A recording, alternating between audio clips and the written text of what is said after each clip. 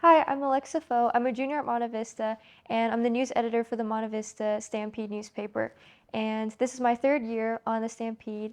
And today I'm here with trustee Shelley Clark, who is rerunning for school board member, and she is running for Area 2.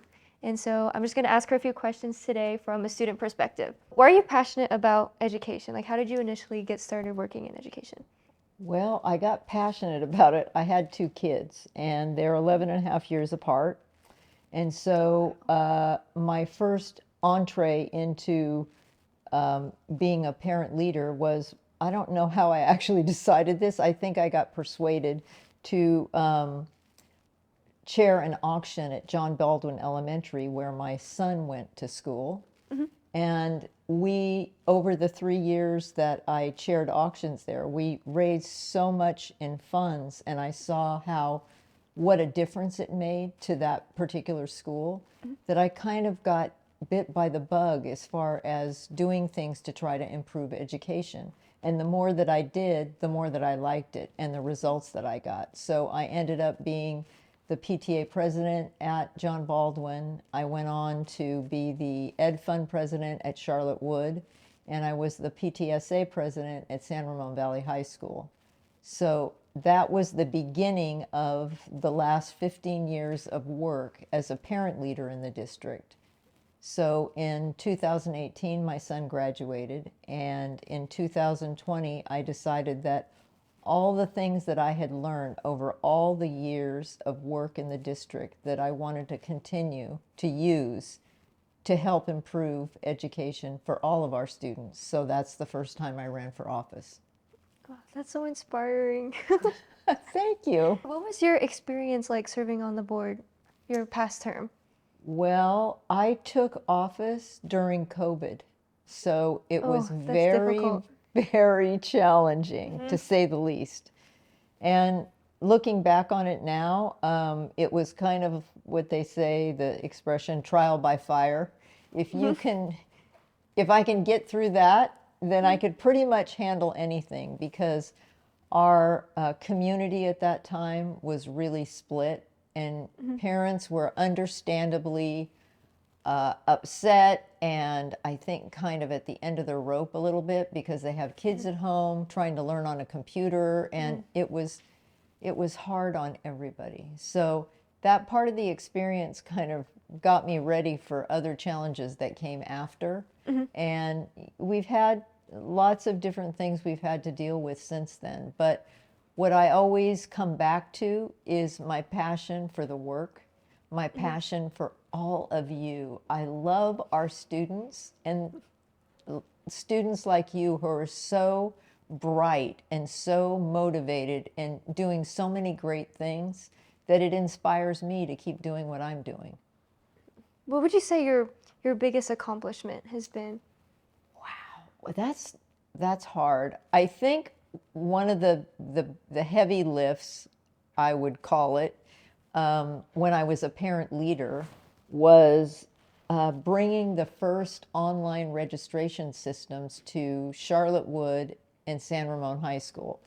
So when my son started at Charlotte Wood, the first year, registration looks something like everybody standing in a long line, and I mean long. And then you'd have to go sit at a desk with a bunch of papers and you'd write out everything, and then you'd give them whatever funds you were going to give them. And then you would be done and you would leave. Well, it was taking like an hour or more Yeah, for everyone's there at the same time. exactly. So at that time, Chris George, who now works in the district as a director, he was the principal. And I remember looking at him going, this is never going to happen again. So I went about finding a software system, and actually a parent in the district owned the company that we used. He produced software, and it was very rudimentary, but it worked. And once I did it at Charlotte Wood, then the parents whose kids were graduating, going to San Ramon High School, like my son was, said, oh, please, can't you do this at the high school? Hmm. So that was really, we had to adapt the whole system. because high school's completely different and it's much more complicated. So I was able to accomplish that. The other big one was, again, as a parent leader, and that is when we built a new building at San Ramon High School, there was a parking problem. Over all the years the high school's been there, there's never been enough parking for the students. So kids were having to get up an hour or an hour and a half early to go to school just to get a spot somewhere, even in the neighborhoods. So when they built a new building, it was only slotted to have 63 parking spaces, new ones. And I looked at that and I said, we need more than that, and there's space for more than that. So I put together a group of parents who were also concerned about this, and I was on the Facilities Oversight Committee as the vice chair during that time, and we were able to convince the board and the town of Danville. Renee Morgan helped a lot with this. The town gave us $1.4 million to build that parking lot. Oh, wow. So the kids, the students at San Ramon High School got 263 parking spaces. Oh, wow. That's a huge difference. It is, and it made a huge difference to that campus. As far as things that I've done since I've been on the board, probably getting a student board member, that was on my first platform, and a student senate. That was so important to me, student voice. It still is to this day. And also the renegotiating of the contracts for the superintendent and the assistant superintendents, because they used to be connected, their raises were connected to the teachers. When the teachers got a raise, they got the same raise. And that was problematic because they make a lot more money, so the amounts that they would get by percent were high as far as dollars. So we've renegotiated those, and they're now separate from the teachers. So those are some of the things that I've done since I've been on the board, and I really, really enjoy the work.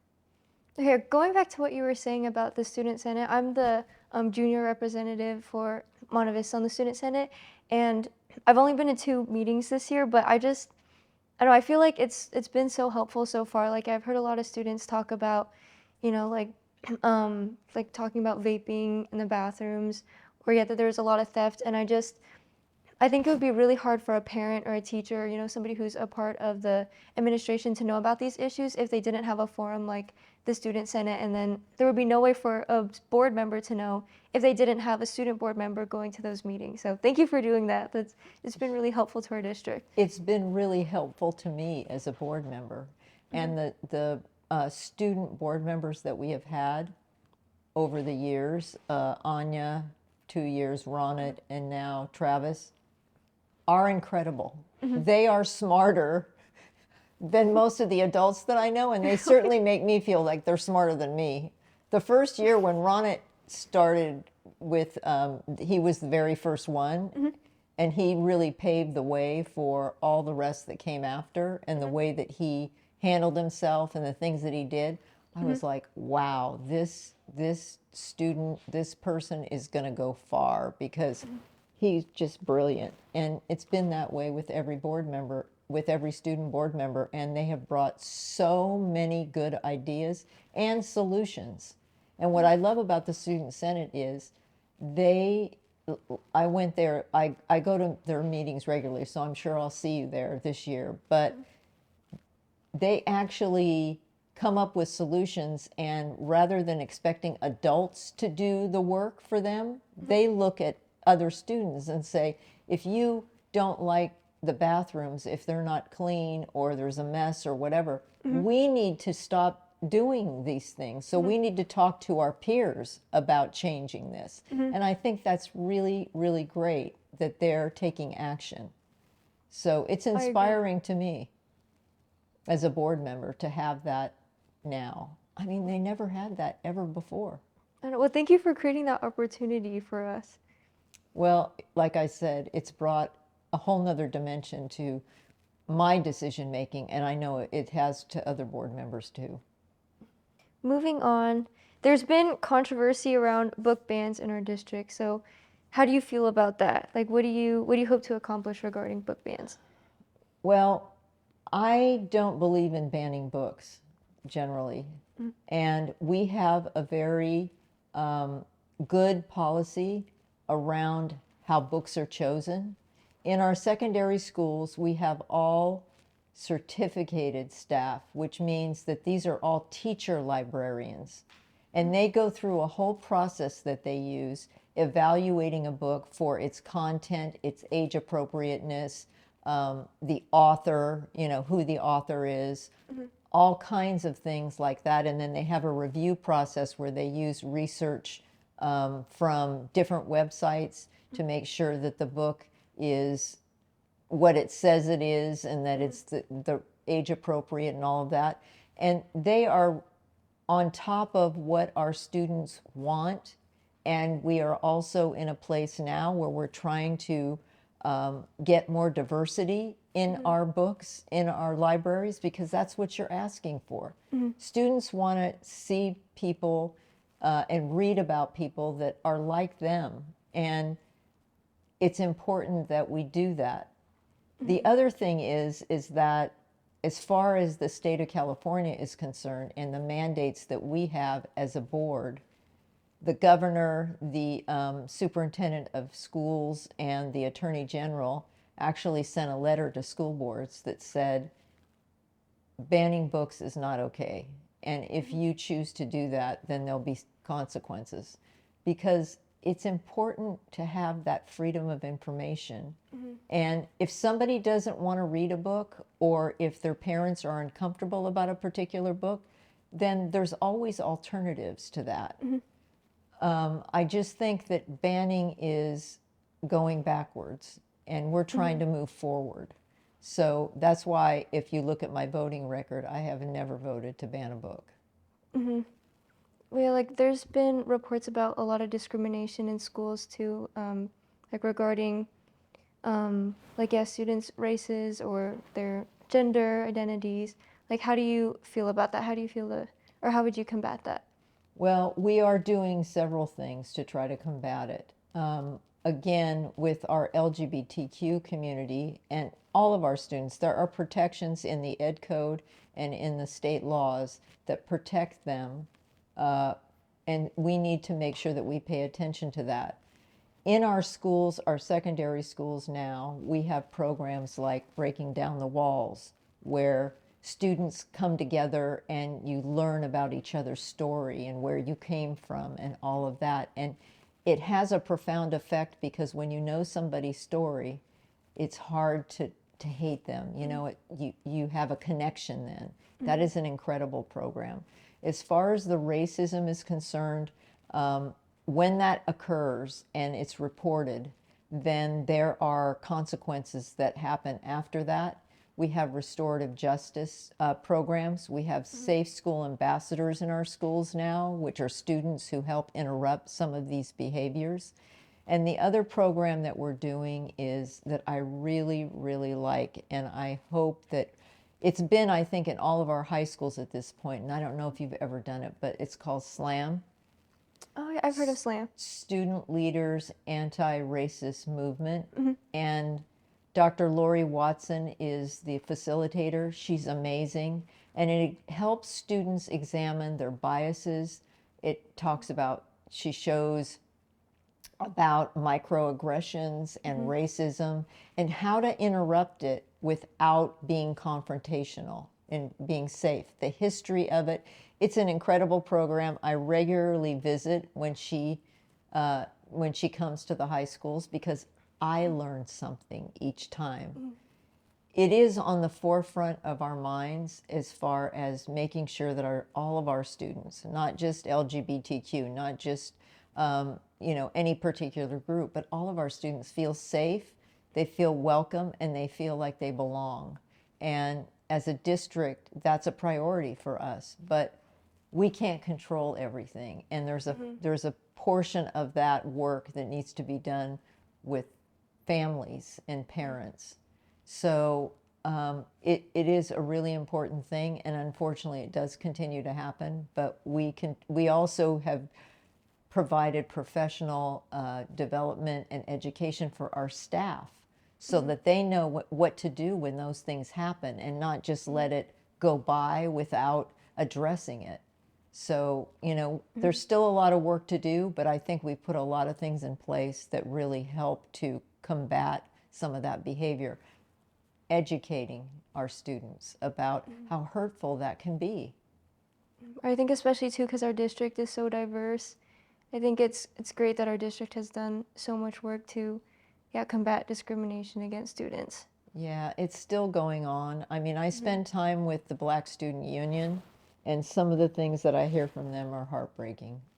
And the LGBTQ, the GSA, I spend time with them, and again, there's a lot of stuff that they have to deal with that nobody should have to deal with. And we need to keep doing the work. I agree. But I think like the BSU and the JSA, I think they had a meeting, right? And then they talked about kind of what's going on in Gaza. And I don't know, I think that's great that the two groups are coming together and having a mature conversation about it and educating each other because I don't know, I think that's the most important thing is a lot of students have microaggressions against other students because they don't necessarily know what they're saying. So yeah, I think education is really important. You're absolutely right. I think a lot of students, even adults, don't realize what they're saying and how it can hurt somebody else.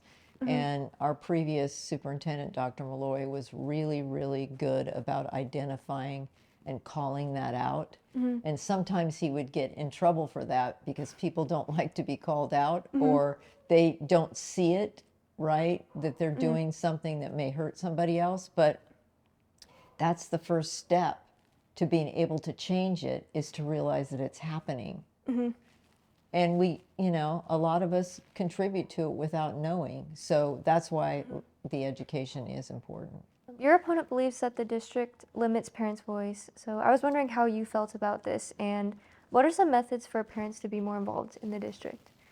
Wow, I think we have probably the most opportunities of any school district I've seen. So we have about 9 different committees that parents are and students are invited to sit on. I belong to the Social Emotional Well-Being Committee. There's the Equity Committee.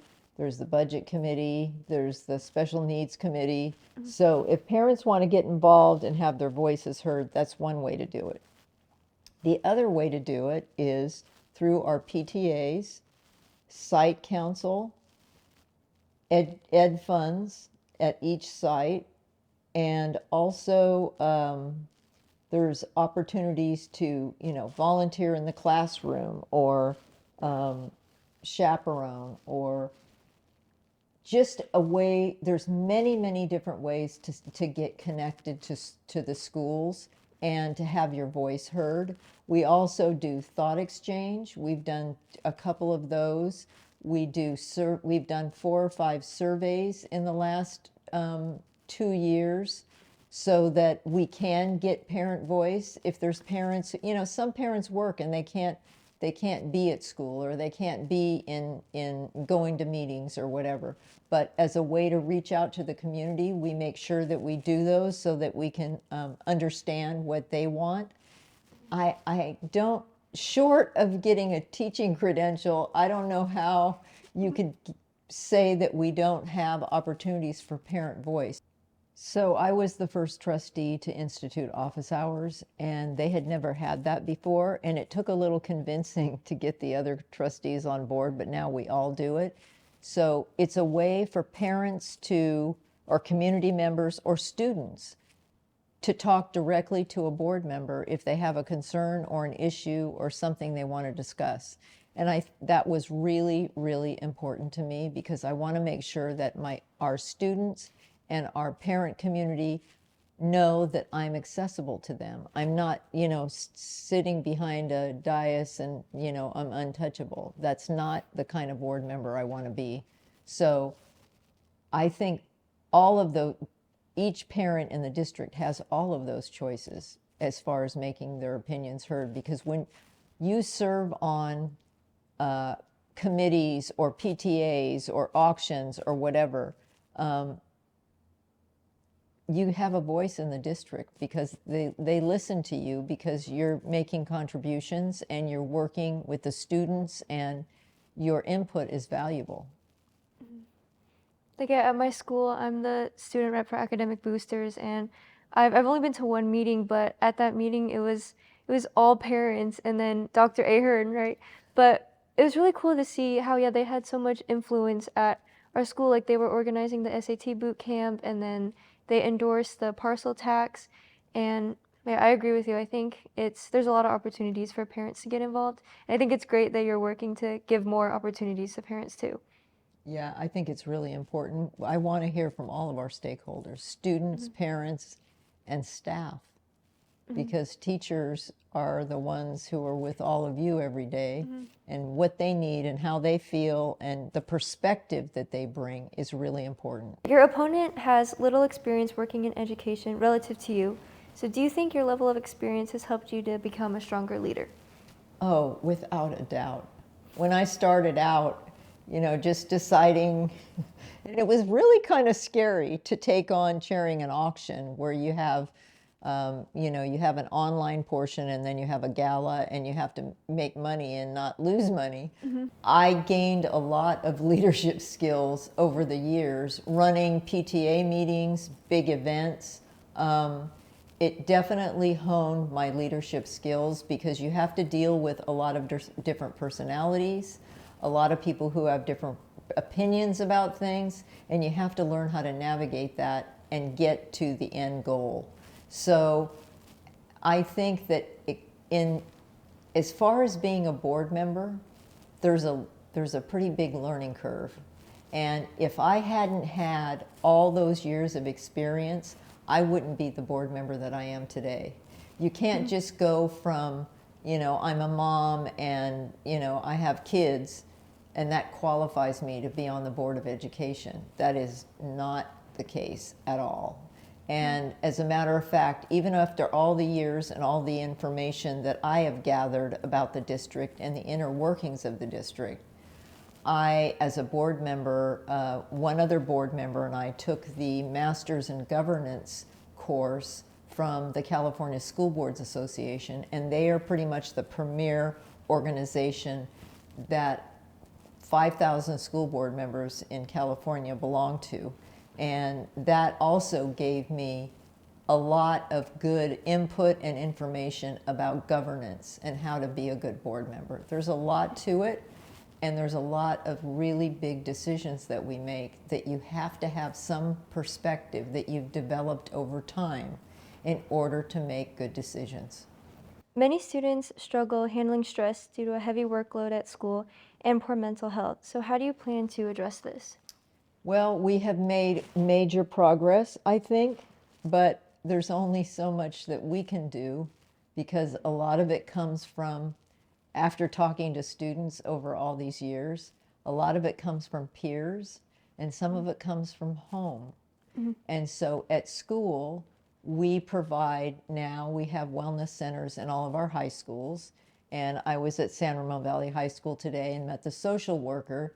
We have social workers that staff those. And that really, there were students in the wellness center just kind of relaxing and chilling out, and social worker was there. And so those kinds of supports are really, really important. And in my first platform, when I ran the first time, mental health and wellness was one of my major, major issues that I wanted to see addressed, because previously we hadn't done anything really to support students in that way. And now we see through all of the studies that have been done that when students are not, it makes total sense. If you're not in a good place and you're mentally or emotionally stressed out or depressed or whatever, you're not going to learn as well. So we have taken some criticism because people think because we are providing these kinds of supports that we're not focusing on academics, and that could not be further from the truth. If you don't feel well in your head and in your body, you're not going to be able to learn as well. And we want all of you to be healthy and happy and achieving at your highest level. So that's just a portion of what we've done to try to combat some of the pressures. Also having like wellness days in schools, like having a whole day where it's just around wellness, you know, therapy dogs, and also mindfulness in classrooms. A lot of the teachers have taken on some of those practices so that you can kind of ground yourself before you start work. So all of that is part of what we're doing to try to help with the stress levels. Like, yeah, I love the wellness centers. Like last year, it was around finals, and I was really stressed out. And then I was having friend problems and everything, and I just needed some time for myself.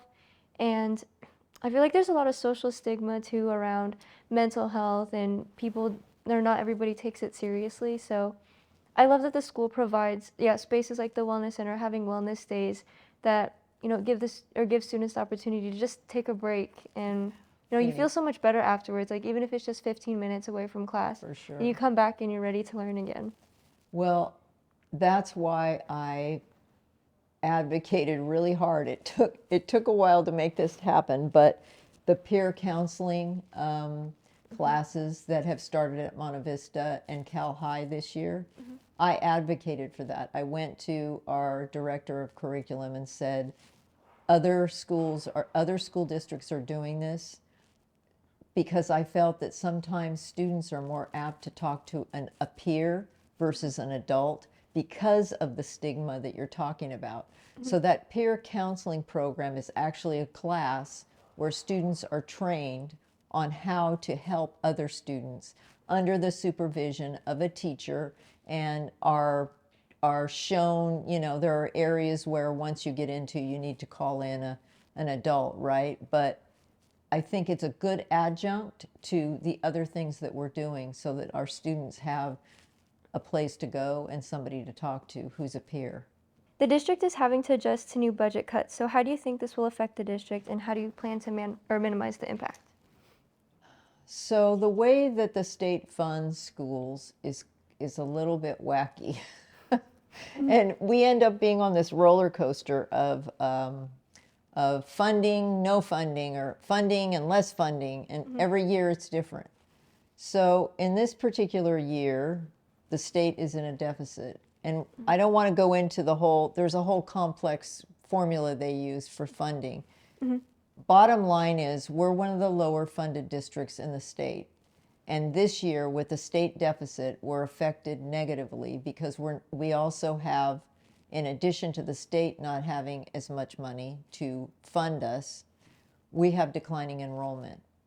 And we are paid on ADA, which means we're not paid on enrollment. We're paid on how many kids come to school every day. So if kids don't come to school, you still have to have the lights on, pay the teacher, pay the custodian, you know what I'm saying? So we still have the same cost. So between getting less money from the state and declining enrollment, we find ourselves in a deficit. Now, we're not alone. School districts across the state of California, many have declining enrollment, and many have deficits because of the issues around funding. So we have convened a budget committee, which we've never done before that I know of. I'm on that committee, and one other board member is, and it's made up of students, parents, staff, admin, a whole mix of people. And we're delving deeply into the budget, which is very complex because it's 470 million. And we're trying to find ways to make cuts, because the last thing we want to do is have it affect the classroom and all of you. Now, I don't know where that's going to land, but I do want to make one thing clear. The deficit is not a result of bad management or overspending or any of that. It's a result of what we have to deal with because of the way that state funds us and our declining enrollment, which we can't control. There's also been some talk about the money from COVID that we got and that it wasn't used properly, and that we didn't get any advantage out of it, that it was wasted. That could not be any further from the truth. We used that money appropriately, and when we came back from COVID, our students had so much learning loss and so many behavioral issues that we needed to use those one-time dollars to be able to help them and help the teachers who were basically overwhelmed by that point, give them extra help in identifying students that were struggling and come up with ways to help them. So those monies were meant to be one time. We have now spent them. They had to be spent within a certain period of time, otherwise we would have to give them back. So that's what they were used for, and I visited many school sites where MTSS liaisons were and were doing the work, and the results were extraordinary. And I will say that being on the board, the hardest vote that I had to do, I almost cried, was having to let go of those liaisons, because I saw how they affected our students and our teachers because we ran out of money. And you cannot use one-time money for ongoing programs because you can't fund them the next year. So we always knew that they were probably temporary, but at the time, they did the job they were supposed to do, and it was well worth the money that we spent. Yeah, I think there's a common misconception that the district is super strict because we live in such a wealthy area, and I don't think a lot of people know where the funds come in from. So I think it's great that you're adjusting to the budget cuts and making sure that it doesn't hit us too hard. Well, we're trying. We'll see where we land. Of course, we always want to put students first. When I make any decision, the first thing I ask myself is this the best thing for our students? You are my number one, and that's why I'm here. And so the budget stuff is very painful because, you know, I don't want to see anything happen to the programs that we have, and we're always wanting to expand, and it's very frustrating when we can't. Many students want to attend college after they graduate high school. How will you help support college and career readiness? Well, we recently, in the last 6 months, came up with a new college and career plan, and that was presented at one of the board meetings, and it's an extensive plan. 95% of our kids go to college in this district. Oh, wow, so that's a lot. we have a high percentage already. And as you know, because you're in that place now, a lot of our students take a lot of AP classes in order to ensure that they're going to be able to get into the college of their choice. And we are a very, to this day, even though we hear things about test scores are lower or whatever, we're still not recovered from COVID, to be honest with you.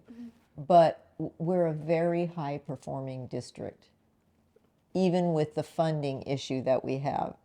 So I think we support really well our students who want to go to college. We make sure they satisfy the A through G requirements, and they have the tools, the college and career centers and all of that. For me, it was the students who don't choose the traditional path, the ones who say, four-year college is not for me, that we were lacking. And so we've tried to expand our pathways for students who want an alternative. So recently, I'm sure you probably heard, we had 3 students from the welding program that we have at Las Positas, and it was so great to hear from them because they were so happy with the program and what they were learning. Also, now we're doing construction trades, so that management, so if they want to go into some sort of project management or whatever, that's through Diablo Valley College. So we have other pathways, engineering, culinary arts.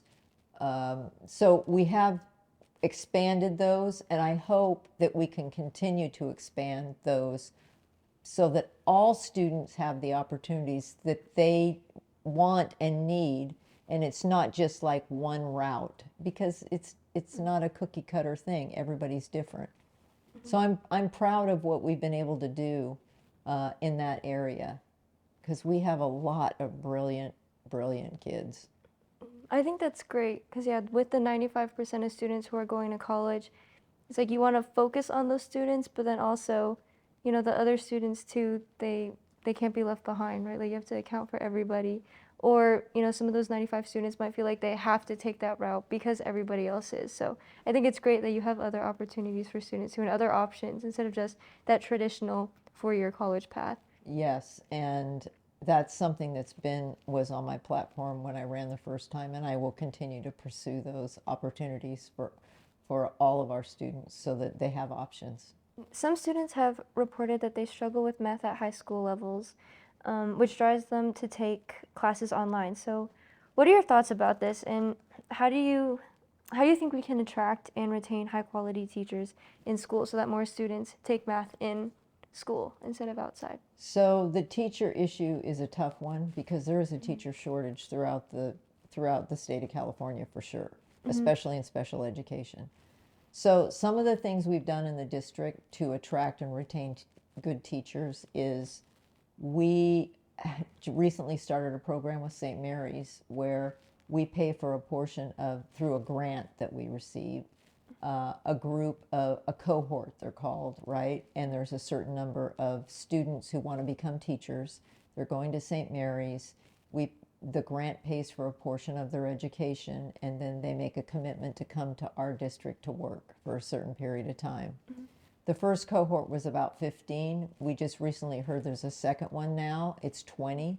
So we're growing our own. And that is so awesome. I mean, and secondly, the other things we've done is when teachers from other districts wanted to come work at SRVUSD, say they had 10 years experience, they wouldn't get full credit for all of that in their pensions and on the pay scale. So a teacher that was working for 10 years might only get like 7 years credit, so that would put them down the pay scale at the 7-year mark, right? Not very attractive. What we did as a board is that we decided to, in order to attract more teachers, that we would give them full credit for all the years they've worked, no matter where it was. So that really was a game changer too. The other thing that we provide is pretty much, depending on what insurance they choose, full health benefits for them and their family if they're on a Kaiser plan. So a lot of districts don't do that. And so that's one of the other ways things that we've done to make it more attractive. The last piece is that for the special education teachers who have the hardest jobs and who are such a shortage, we adjusted their pay schedule so that they get paid a little bit more than others who do different jobs. So all of those things together is as much as we can do. I would love nothing more than to have more money to be able to, say, here, you can have a big raise in pay. We're just not able to do that. And we do compete with districts around us who have more money. The math varies from school to school, and I think we've done some things. We have a math specialist at the district that works with all the schools. She just took, we have a new person now that just took over. And we've done a lot of professional development with our teachers and best practices so that we can get a handle on what level they're at and how that's going at any particular school. But what I find with what I'm hearing from students who are taking online classes is that they take a class online, and then when they come back to school and they advance, they don't have the foundation that they need. And so that's a problem.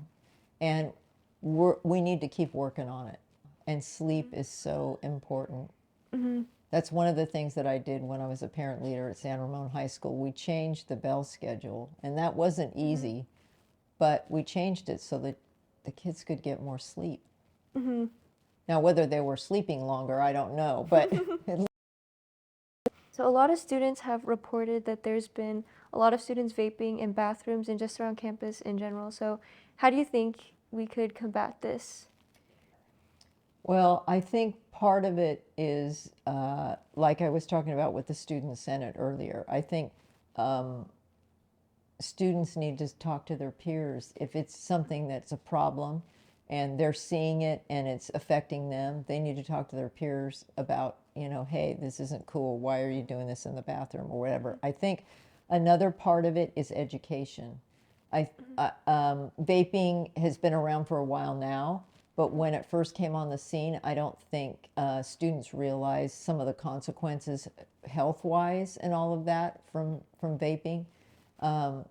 And so we have to do a good job of making sure that we educate our students about that and the negative effects of all of that. We have programs in place. We have campus monitors that try to make sure that they're checking in and that students can go to if they have an issue.